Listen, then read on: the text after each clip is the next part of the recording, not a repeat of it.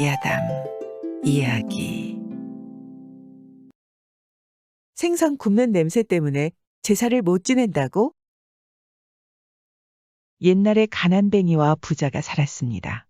가난뱅이가 가난한 이유는 재물이 될 만한 것이 생기면 생기는 대로 어려운 이웃들에게 나누어 주었기 때문입니다.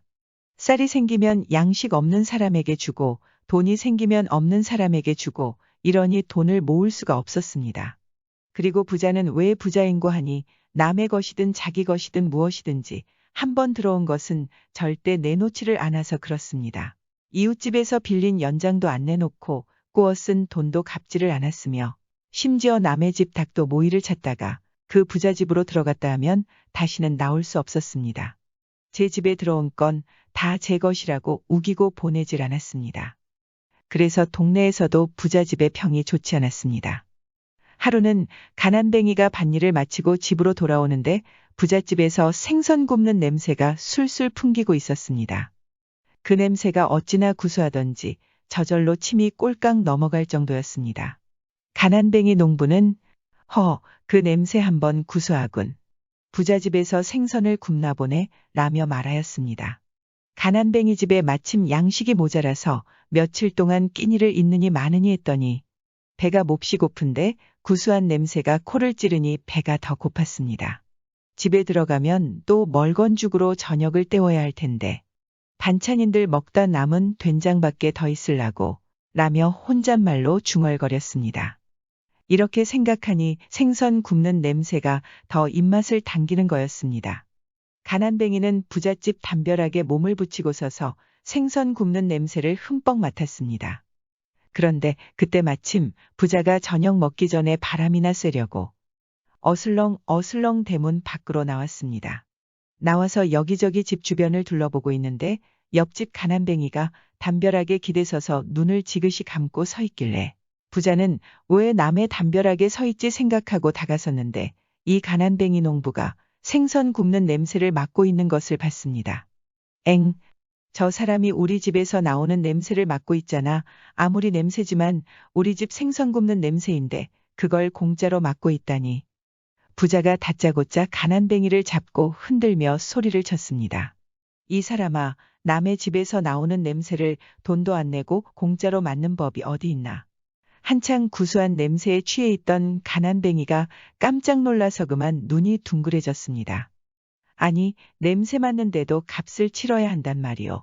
그러니 부자는 더 기세가 등등해져서 고래고래 악을 쓰며 세상에 공짜가 어디 있나, 저 생선으로 말할 것 같으면 내가 장에 가서 열량 주고 사온 것인데 자네가 냄새를 맡아도 반은 맡았을 터이니 반값이라도 쳐줘야지. 어서 단 양을 내게. 가난뱅이가 듣고 보니 기가 막혀도 너무 기가 막혀 웃음밖에 안 나오는 거였습니다. 내가 이날 이때까지 살아도 냄새 맡은 값 달라는 경우는 처음 보았어. 그게 말이 되오 라고 말하니 부자는 그럼 관내로 가서 결정을 보자꾸나 라고 말하는 거였습니다. 가난뱅이는 부자가 왜 관내로 가자고 하는지를 알고 있었습니다. 관내에 있는 원님이 바로 이 사람 형님이었던 것입니다. 그래서 가봤자 귀찮아질 게 뻔했습니다. 그래서 어쩔 수 없이 부자에게 말하였습니다. 값을 쳐달라니 줘야죠. 지금은 돈을 가지고 있지 않으니 내일까지 한 양을 갖다 드리리다. 라고 말하니 부자는 왜 한 양이냐며 단양을 갖고 오라고 소리를 질러댔습니다. 가난뱅이는 이 부자가 너무 막무가내로 나오니 말도 통하지 않을 것 같아서 단양을 갖고 오겠다고 말하였습니다. 그러자 부자는 혹시 냄새 맡은 값을 떼어 먹힐까봐 마누라를 불러 증인으로 세우고 몇 번이고 가난뱅이에게 다짐을 받았습니다. 틀림없이 내일까지일세. 만약 나를 넘기면 이자까지 물어야 하네. 여기 증인도 있으니 떼먹을 생각은 하지 말게. 라며 신신당부를 하였습니다. 그리고 내일 고을원님인 형님이 자기네 집으로 온다고 말하였습니다. 그래서 가난뱅이는 내일 원님까지 온다고 하니 무조건 돈을 갚아야 되겠구나 생각했습니다. 결국엔 때 아닌 빚을 지고 힘없이 집으로 돌아왔습니다. 돌아와서도 그저 기가 막혀 그거 참 하고 있으니 아내가 왜 그러느냐고 물어보니 글쎄 살다 보니 별일을 다 보겠어 하고 낱낱이 이야기를 해줬습니다. 아내도 기가 막혀 입만 딱 벌리고 넉나간 사람처럼 앉아있기만 했습니다. 그때 10살 먹은 아들 녀석이 그 이야기를 듣더니 그래서 냄새 맡은 값은 주기로 하셨나요? 하고 물으니 그럼 어떻게 하냐? 막무가내로 단 양을 내라는 걸. 내일 모레 너희 할아버지 제사상 보려고 남겨둔 단양이 있기는 하다마는 그걸 줘버리면 제사는 뭘로 지낸다. 그러니 아들놈이 생글생글 웃으면서 아버지에 말하였습니다. 좋은 수가 있어요 아버지. 제게 맡겨두세요. 이 녀석아 내까지 게 무슨 좋은 수를 내? 글쎄 두고 보시라니까요. 너 행여 그 돈을 안 줄 생각은 말아라. 내일 부자지평님인 고을 원님도 온다고 하더구나. 그리고 사람이 한번 약속을 했으면 지켜야 한다. 걱정 마세요. 약속은 약속대로 지키고 할아버지 제사는 제사대로 탈없이 지내는 수가 있어요. 허허, 그놈 참. 이튿날 날이 밝자마자 아들놈이 돈 단량을 가지고 부잣집으로 가는데 무슨 일인지 갈 때 마을 사람들을 여러 불러서 함께 갔습니다. 그리고 부잣집 대문 앞에 서서 여기 냄새 맡은 값 가지고 왔습니다. 라고 큰 소리로 외치니 부자랑 부자 형님인 원님이 나왔습니다. 그런데 아들놈은 돈을 주지는 않고 엽전 주머니를 아래 위로 살랑살랑 흔드는 거였습니다. 그러니 엽전 소리가 짤강짤강하고 소리가 났습니다. 한참 동안 그렇게 흔들고 나서 부자에게 말하기를 돈 소리 잘 들으셨지요? 이제 갑니다. 하고 아들이 말하니 부자가 화를 버럭 내며 소리를 지르는 거였습니다. 이놈 돈을 가지고 왔으면 냉큼 내놓지 않고 그게 무슨 짓이냐. 그러니까 아들이 생글생글 웃으며 하는 말이 우리 아버지가 맛을 보기는커녕 구경도 못하고 냄새만 맡은 생선값이니 그 값도 소리로만 쳐드리는 게 제격이 아니겠습니까? 라고 큰 소리로 말하였습니다. 듣고 보니 그럴듯한 말이었습니다. 따라온 사람들이 여기저기 소리치며 말했습니다. 그래, 그 말이 옳다. 당연히 말도 안 되는 소리지. 그럼 주막도 지나가면 돈 내고 지나가야 하나 라며 사람들이 말하니 부자 형님인 원님이 그제서야 무슨 일인지 알아채고 동생인 부자를 쳐다보며 크게 화를 내며 소리쳤습니다. 네가 우리 집 가문에 먹칠을 해도 유분수가 있지 이런 말도 안 되는 일로 나를 오라고 하였던 것이냐. 내 너랑 연을 끊어야 되겠구나. 앞으로 절대 찾아오지 말거라. 라며 원님은 돌아갔습니다. 이에 부자는 아무 말도 못하고 땅만 쳐다보고 있었습니다. 그렇게 가난뱅이는 집으로 돌아왔고 아들의 명석한 재치 때문에 아버지 제사를 잘 지낼 수 있었습니다. 제 개인적으로는 이 부자도 잘못됐지만 가난뱅이 농부도 상당히 잘못됐다고 생각합니다. 기본적으로 자기 가족을 먼저 챙긴 후 남을 도와줘도 될 텐데 자기 가족은 굶고 있는 상황에 남을 도와준다는 것은 상당히 가장으로서 어리석다고 볼 수 있습니다. 우리 주변에도 많이 있죠. 가족은 나 몰라라 하면서 남한테는 천사인양 이것저것 다 챙겨주고 여러분들은 가족을 먼저 챙기셨으면 좋겠습니다. 다 그렇다는 건 아니니 오해는 하지 말아주세요. 어린아이 때문에 폐가 망신당한 한 고을의 사또. 옛날에는 고을을 다스리는 원이 착하고 너그러우면 백성들이 살기가 편했고 원이 욕심 많고 사나우면 백성들이 살기 어려웠습니다. 오죽하면 사나운 원은 호랑이보다 무섭다라는 말이 나왔을까. 어떤 사람이 깊은 산속에서 길을 잃고 헤매다가 외딴 집에 사는 젊은 내외를 만났습니다. 그 사람들 말이 산중에서 살아보니 호랑이가 자꾸 나타나서 겁난다고 했습니다.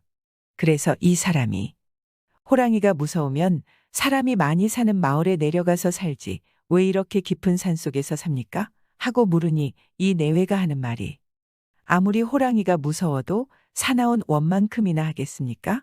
라고 말하는 거였습니다. 백성을 괴롭히는 벼슬아치는 호랑이보다 더 무섭다는 얘기입니다. 옛날 어떤 고을에 바로 그렇게 욕심 많고 사나운 원이 있었던 모양이었습니다. 재산이 좀 있어서 먹고 살 만한 백성이 있으면 다짜고짜 불러다가 얼토당토하는 구실을 붙여서 재물을 빼앗곤 했습니다. 마침 그 마을에 어린 아들을 둔 백성이 한 사람 있었는데 살림이 좀 있었던지 원에게 불려갔습니다. 원이 하는 말이 내일 당장 산딸기를 따서 갖다 바쳐라. 만약 못 구해오면 관장의 명을 어긴 죄로 너희 집 재산을 다 바쳐야 한다. 이렇게 원이 말하였습니다. 산딸기는 한여름에나 열매가 열리는데 그때는 동지섣달 한겨울이었던 것입니다. 그러니 무슨 재주로 산딸기를 구해오겠나 고민하고 있는데 아무리 생각해도 구할 방법이 없었습니다. 아예 못할 일을 시켜서 그걸 구실로 재물을 빼앗으려는 속셈인 게 뻔하게 보였습니다. 이 백성은 하도 기가 막혀 집에 돌아와서 이불을 뒤집어 쓰고 누워버렸습니다. 누워서 끙끙 앓고 있으니 어린 아들이 와서 물었습니다. 아버지, 무슨 일로 걱정하고 계십니까? 내가 알바 아니니 가서 글이나 읽어라. 그래도 아들은 무슨 일인지 가르쳐 달라고 부득부득 졸라 할 수 없이 사정 이야기를 다 했더니 아버지, 염려 마시고 일어나세요. 제가 어떻게 해보겠습니다. 라고 말하는 거였습니다. 어린아이가 뭘 어떻게 하겠다는 건가 싶었지만 물에 빠진 사람 지푸라기라도 잡는다고 하도 답답하니까 어떻게 하나 두고 보았습니다. 이튿날이 되자 아들 혼자서 원이 사는 관가에 썩 들어갔습니다. 원이 보니까 오라는 사람은 안 오고 조그만 아이가 들어오는 거였습니다. 원이 아이에게 말하였습니다. 내가 너희 아버지더러 산딸기를 구해 오라 일렀는데 너희 아버지는 안 오고 왜 내가 왔느냐? 그러자 아이가 말하기를 저희 아버지는 산딸기를 구하려고 산에 갔다가 독사에 물려서 안아 누워 있습니다. 그래서 약 좀 얻으러 왔습니다. 라고 말하니 원이 어이없다는 듯이 아이를 쳐다보며 뭐라고? 이 추운 겨울에 독사가 겨울잠을 자고 있을 터인데 독사가 어디 있단 말이냐? 그러자 아이가 말하길 그러면 이 추운 겨울에 산딸기는 어디 있겠습니까? 라고 말하자 원이 들어보니 할 말이 없었습니다. 독사가 이 겨울에 어디 있냐고 먼저 말을 하였기에 아무 말도 못하고 아들에게 알았다며 돌려보냈습니다. 그래서 아무 탈 없이 잘 살았는데 하루는 원이 또 이 백성을 불렀습니다. 지난번에는 내가 못할 일을 시켰다마는 이번에는 할 수 있는 일을 시킬 터이니 어김이 없도록 해라. 내일까지 돌로 만든 배를 한 척 지어 바쳐라. 그렇지 않으면 내 재산을 모두 바쳐야 한다. 들어보니 이건 한겨울에 산딸기 구해 오라는 것보다 더 말이 안 되는 거였습니다. 무슨 수로 돌을 가지고 배를 만들어 라고 생각하며 집에 돌아와서 또 끙끙 앓고 있는데 아버지, 이번에는 또 무슨 일로 그러세요? 하고 또 아들이 물으니 아버지는 아들에게 자세하게 일러줬습니다. 그러자 아들이 잠시 생각을 좀 하더니 제가 잘해보겠습니다. 라고 아들이 말하니 자기는 어쩔 도리가 없어 이번에도 어떻게 하나 두고 보았습니다. 이번엔 아들이 그냥 갈 수가 없었습니다. 이번에도 그냥 넘어가 봤자 다음에 또 같은 일이 반복될 것 같았습니다. 그렇게 고민을 하며 동네를 돌아다니는데 어느 주막에서 술을 먹던 사람들의 이야기를 엿들었습니다. 내일 이고을에 감사가 온다는 말이었습니다. 그런데 감사가 나 감사요 하면서 오질 않으니 누가 감사인지를 알 수가 없었습니다. 그때 아이의 머리에서 무언가 번뜨시는 생각이 들었습니다. 다음날 아이는 고을 여기저기를 다니면서 돌로 배를 만드는 사람을 구한다고 방도 붙이고 직접 말하며 돌아다녔습니다. 그러자 소문이 금방 나서 온 동네 사람들이 수군대고 있었습니다. 이 정도 되니 감사기에도 이 이야기가 들어갔습니다. 감사는 아니 돌로 배를 만드는 사람을 구한다고 이건 무슨 사연이 있겠구나 생각하고 무슨 일인지 동네 사람들에게 물어보니 그 아이가 오늘 저녁까지 돌로 만든 배를 가지고 관가로 가야 된다고 이야기를 하는 거였습니다. 그래서 동네 사람들과 감사는 저녁이 되자 관가에 갔습니다. 관가에서 기다려보고 있으니 웬 아이 혼자 원을 찾아왔습니다.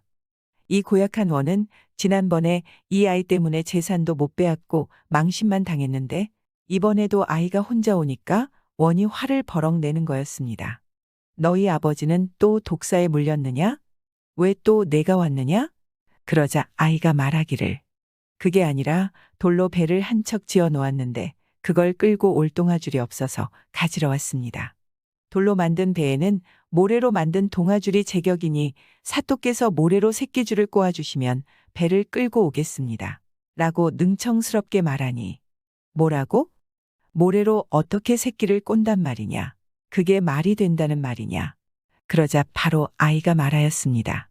그러면 돌로는 어떻게 배를 만들겠습니까? 모래로 새끼를 못 꼬는 이치나 돌로 배를 못 만드는 이치나 같은 것이지 않습니까? 라고 아이가 크게 말을 하니 원이 얼굴이 벌개져서 아무 말도 못했습니다. 이 상황을 본 감사는 이 고을에 문제가 많았겠구나 생각하고 조사를 시작했는데 여기저기 원에게 말도 안 되는 일로 재산을 빼앗긴 백성들이 많다는 것을 알아냈습니다. 그래서 감사는 부랴부랴 궁에 들어가 사실대로 다 말을 하여 이 고약한 원의 면직을 박탈하고 그동안에 모아둔 재산도 전부 다 억울하게 당한 백성들에게 돌려주었는데 한 아이의 기발한 재치로 마을은 평온하게 지냈다는 이야기입니다. 지금의 우리나라도 이런 감사와 정부가 있었으면 좋겠습니다. 관직을 이용해 갑질을 일삼으며 서로 눈 감아주는 식의 관행이 너무 많은 것 같아 참 아쉽고 씁쓸합니다. 수달을 잡아서 농부와 개는 웃지만 개 주인은 한숨을 예부터 가죽이라면 수달의 털가죽인 수달피를 일품으로 쳤습니다. 가죽이고 목도리고 수달피로 만든 것이면 최고로 쳐주었던 것입니다. 그러니 자연히 값도 많이 나가서 시골 사람들은 어쩌다 수달 한 마리 잡으면 산삼 한 뿌리 캔 것만큼 좋아했습니다. 가난한 집 한 해 농사 지은 것과 맞먹을 만큼 수지가 맞았으니 수달피가 산삼 이상이었던 것입니다. 옛날에 농부 한 사람이 살았는데 집안 살림이 너무나 궁핍했습니다. 마침 설은 다가오는데 설 쉴 돈이 없었습니다. 어떻게든 돈을 마련하긴 해야겠는데 한겨울이라 일거리가 없었습니다. 하는 수 없이 족제비라도 잡아서 팔면 돈푼이나 생기겠지 하고 족제비 잡으러 나섰습니다. 눈을 헤치며 이리저리 다니다 보니 마침 족제비 굴이 보여서 정신없이 그놈의 굴을 파헤쳤습니다. 땀을 뻘뻘 흘리며 겨우 굴을 파헤쳐 놓으니 아닌 게 아니라 그 속에서 짐승 한 마리가 펄쩍 뛰어나오는 거였습니다. 그런데 그게 족제비가 아니라 수달이었던 것입니다. 이크, 저건 수달이 아닌가. 저것 한 마리만 잡으면 설 쉴 걱정은 없겠군. 농부가 조아라고 수달을 잡으려고 하는데 이놈이 마구 달아나니 쉽사리 잡을 수가 없었습니다. 수달은 잡히지 않으려고 마을까지 달아났고 농부는 헐레벌떡 그 뒤를 쫓았습니다. 그런데 그때 마침 개 한 마리가 수달을 보더니 덥석 물고는 제 집으로 들어가 버렸습니다. 농부는 그 개를 쫓아 남의 집에까지 들어갔습니다. 개 주인은 그 마을에서도 아주 부자인데 저희 집 개가 웬 수달을 한 마리 물어오니까 횡재했다고 좋아서 입이 벌어졌습니다. 그런데 농부가 뒤따라 들어와서 그 수달이 자기 것이라고 주인에게 말했습니다. 이 수달은 내가 족제비 굴을 파다가 쫓던 것이니 내 것이요. 그러니 주인은 펄쩍 뛰면서 무슨 소리요? 이건 엄연히 우리 집 개가 물고 들어온 것이니 내 것이요. 라며 주인도 같이 따졌습니다. 그러자 농부도 물러서지 않고 따졌습니다. 그러나 주인도 막무가내로 자기 거라고 우기니 농부는 주인에게 통사정까지 했습니다. 여보, 내 말 좀 들어보오. 며칠 안 있으면 설인데 당장 설 셀 돈이 없어서 푼돈이라도 좀 장만하려고 이른 아침부터 헤매다가 겨우 이걸 잡았어. 그러니 제발 돌려줘. 그래도 주인은 막무가내였습니다. 이게 어떻게 당신이 잡은 것이요? 우리 개가 잡은 것이지. 한 사람은 달라고 하고 한 사람은 안 된다고 하고 이렇게 옥신각신하다가 끝내 관가에 가서 재판을 받기로 했습니다. 두 사람이 수달을 가지고 관가에 가서 앞뒤 사정을 다 이야기했습니다. 고을원이 두 사람 말을 다 듣더니 판결을 내리기를 듣거라. 농부가 굴을 파고 수달을 쫓았으니 농부에게도 한 몫이 있어야 하고 개가 수달을 잡았으니 개 주인에게도 한 몫이 있어야 한다. 그러니 그 수달을 둘이서 반씩 나누어 가지도록 하여라 라고 말하니 개 주인이고 농부고 다 불만이었습니다. 농부는 농부대로 제가 굴을 파고 쫓지 않았으면 어떻게 개가 수달을 잡았겠습니까? 그리고 산 짐승을 어찌 반으로 나누겠습니까? 하고 개 주인은 개 주인대로 우리 집개가 수달을 잡지 않았으면 농부가 영영 놓쳐버렸을지 누가 합니까? 그리고 수달을 반으로 나누면 무슨 값어치가 있겠습니까? 하며 둘 다 물러서지 않았습니다. 재판을 할 때는 구경꾼이 있게 마련인데 구경꾼들도 모두 원의 판결이 시원찮다고 수군수군하였습니다. 그래서 원이 골치를 앓고 있는데 구경꾼들 가운데에서 연함은 살먹은 아이 하나가 원 앞에 나서서 한마디 하는데 사또 저라면 그렇게 판결하지 않겠습니다. 뭐라고? 조그마한 아이 녀석이 무엄하구나. 라며 호통을 쳤는데 그래도 궁금했던지 원이 아이에게 말했습니다. 그래, 너라면 어떻게 판결하겠단 말이냐. 저를 사또가 앉으신 당상에 오르게 하면 판결해 보겠습니다. 아주 맹랑한 녀석이로구나. 그럼 어디 당상에 올라와서 판결해 보아라. 원이 앉은 자리를 비워주니까 이 아이가 당상에 올라가서 점잖게 앉더니 또록또록한 소리로 판결을 하기를. 듣거라. 수달을 쫓은 것은 사람이고 수달을 잡은 것은 개인이라. 사람의 욕심은 털가죽에 있고 개의 욕심은 고기에 있으니 털가죽은 벗겨서 사람에게 주고 남은 고기는 개에게 주도록 하여라. 이렇게 하면 사람도 개도 다 바라던 것을 얻었으니 불만이 있겠느냐? 라고 말하니 듣고 있던 구경꾼들이 모두 현명한 판결이라고 무릎을 쳤습니다. 원도 들어보니 옳은 판결이라고 생각했습니다. 그래서 원이 이 아이가 판결한 대로 하여라 라고 말하니 농부는 기뻐서 덩실덩실 춤을 추고 개주인은 울상이 되었지만 어쩔 수 없는 일이었습니다. 개주인도 이치에 맞는 판결이라 생각했던 것입니다. 그래서 농부는 수달피를 팔아서 설을 잘 지냈다는 말입니다. 제 개인적인 생각으로는 수달은 개주인 거라고 생각합니다. 수달이 원래부터 농부 거라면 당연히 농부에게 줘야 되겠지만 주인 없는 수달이야 먼저 잡은 사람이 임자라고 생각합니다. 땅을 팠다는 이유만으로 주인이라고 하면 예를 들어 한 어부가 그물로 고기를 잡다가 그물이 찢어져서 옆 어부 그물에 물고기가 들어간다고 그 물고기가 찢어진 그물의 어부가 주인이라고 할 수 없는 이치라고 생각합니다. 제 개인적인 의견이라는 것을 생각해 주세요. 여러분들도 댓글로 동참해 주세요. 그러면 댓글 100개가 되는 날 여러분들의 의견이 어떠했는지 댓글 고정으로 상단에 올리겠습니다. 장기판으로 처녀를 살린 게으른 선비. 옛날 어느 곳에 글만 읽는 선비가 살았습니다. 벼슬도 못하고 글만 읽으며 살다 보니 집안 형편이 말이 아니었습니다. 아, 일을 해야 먹고 살 것인데 당최 일은 하지 않고 공자왈 맹자왈만 외고 앉았으니 목구멍에 거미줄을 칠 지경인데 그나마 아내가 날품팔이를 해서 곡식 되박이나 얻어오는 것으로 근근히 연명을 했습니다. 하루는 선비의 아내가 마당에 벼를 넘어놓고 일하러 나간 사이에 소나기가 쏟아졌습니다. 그런데도 선비는 남의 떡 나 몰라라고 방에 앉아 글만 읽었습니다. 그러니 벼가 몽땅 물에 휩쓸려 떠내려가 버렸습니다.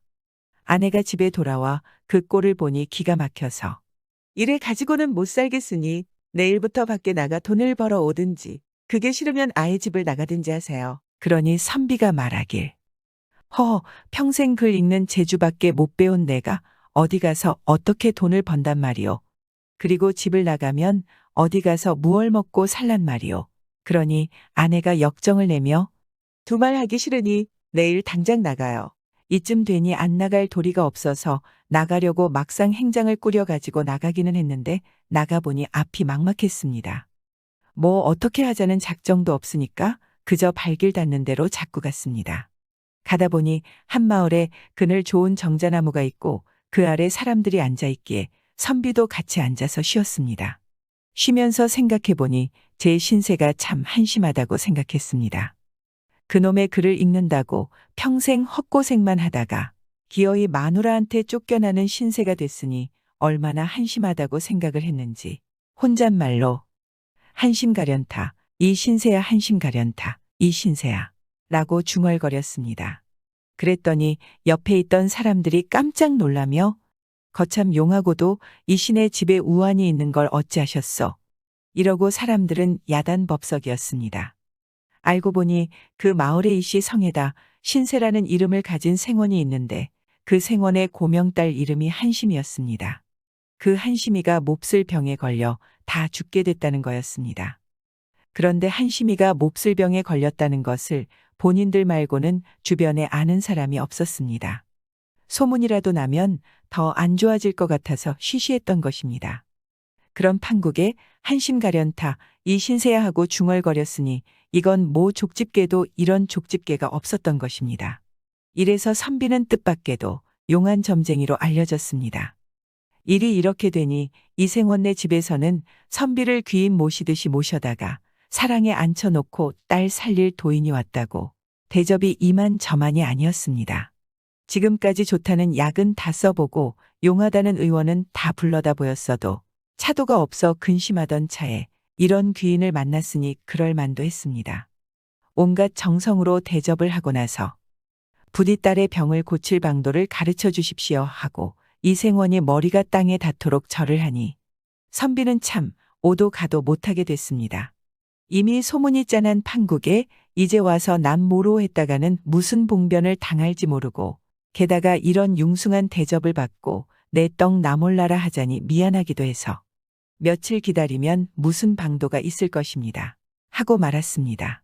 그런데 방도가 찾으려고 해도 뭘 알아야 찾을 터인데 용하다는 의원들도 못 고친 병을 제가 어떻게 할 방법이 없었습니다. 별수가 없으니까 그저 잠자코 주는 밥이나 먹고 문객들과 장기나 두면서 지냈습니다. 그러니 주인 집에서는 애가 타서 하루에도 몇 번씩 하인을 보내 방도가 생겼느냐고 물었습니다. 그럴 때마다 좀 더 기다려 보라고 이르고 돌려보냈습니다. 하루는 장기를 두고 있는데 하인이 와서 또 보챘습니다. 아씨 병을 고칠 방도를 어서 가르쳐 주십시오. 라고 하인이 보채니 안 그래도 장기가 안 되는 판에 자꾸 보채니까 선비가 그만 역정이 나서 순간 장기판을 하인에게 냅다 던져버렸습니다. 그랬더니 하인은 오라 이걸 삶아 먹이라는 뜻인가 보다 생각하고 장기판을 주워가지고 주인에게 갔습니다. 사랑방 도인님이 이걸 던져주던데요. 아마 삶아 먹이라는 뜻인 것 같습니다. 옳거니 불치병에는 여러 사람의 손이 명약이라 하더니 과연 장기판에는 손독이 잔뜩 묻었겠다. 얘들아 어서 푹 삶아라. 장기판을 삶아서 그 물을 딸에게 먹였습니다. 아 그랬더니 그만 병이 씻은 듯이 났던 것입니다. 선비는 속으로 거참 희한한 일도 다 있네라며 다행이라고 생각했습니다. 이 생원네 집에서는 딸의 목숨을 살려준 은인이라고 대접을 잘해 주었습니다. 그래서 또 며칠 잘 얻어먹고 있었는데 그러다 보니 옆마을까지 소문이 나서 이번에는 이웃 마을 부잣집에서 사람들이 몰려와 선비를 모셔간다고 야단법석이었습니다. 그 집에서는 금은보화를 몽땅 도둑 맞았는데 그걸 좀 찾아달라고 왔던 것입니다. 에라 이왕의 일이 이렇게 되었으니 부잣집에 가서 대접이나 잘 받아보자. 이렇게 생각하고 앞뒤 안 가리고 뒤따라갔습니다. 가보니 부잣집에서는 온갖 음식을 큰 상에 떡 벌어지게 차려놓고 선비를 상 앞에 앉히더니 부디 금은보화를 훔쳐간 도둑을 찾아주십시오. 하고 온 식구가 절을 하면서 부탁을 하였습니다. 도둑이고 뭐고 우선 음식이나 먹고 보자 싶어서 차려놓은 음식을 이것저것 집어먹었습니다. 그런데 부잣집 식구들은 그 사이를 못 참고 제발 도둑의 이름이라도 가르쳐 주십시오.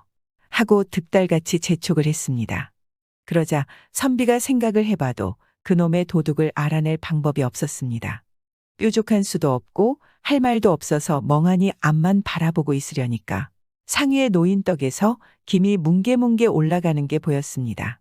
갓 쪄낸 떡이니까 김이 많이 났습니다. 무슨 말이든지 하기는 해야겠고 할 말은 없으니까 혼자 소리로 뭉게뭉게 올라간다. 뭉게뭉게 올라간다. 하고 말했습니다. 그랬더니 모여선 사람들이 저마다 그러면 그렇지 내 그럴 줄 알았다. 하고 웅성웅성대는 거였습니다. 알고 보니 그 마을에 문개라는 사람이 살고 있었습니다. 그래서 문개네 집에 가서 집안을 뒤져보니 부잣집 금은보화가 나오는 거였습니다. 참 희한하게도 그 문개가 도둑이었던 것입니다. 이래서 참 우연히 도둑을 잡았다는 이야기였습니다. 우리도 살면서 이런 적이 있지 않나요? 위 이야기처럼 허무맹랑하진 않지만 생각지도 못하게 일이 잘 풀리는 경우가 있죠. 크든 작든 저도 잘 생각해 보니 몇 번 있었던 것 같습니다. 여러분들도 살다 보면 생각보다 일이 안 풀릴 때도 있지만 반대로 생각지도 못했는데 잘 풀릴 때도 있을 것입니다. 안 풀릴 때를 생각하지 말고 생각보다 잘 풀릴 때를 생각하며 행복하게 사셨으면 좋겠습니다. 구독과 좋아요, 알람 설정은 사랑입니다.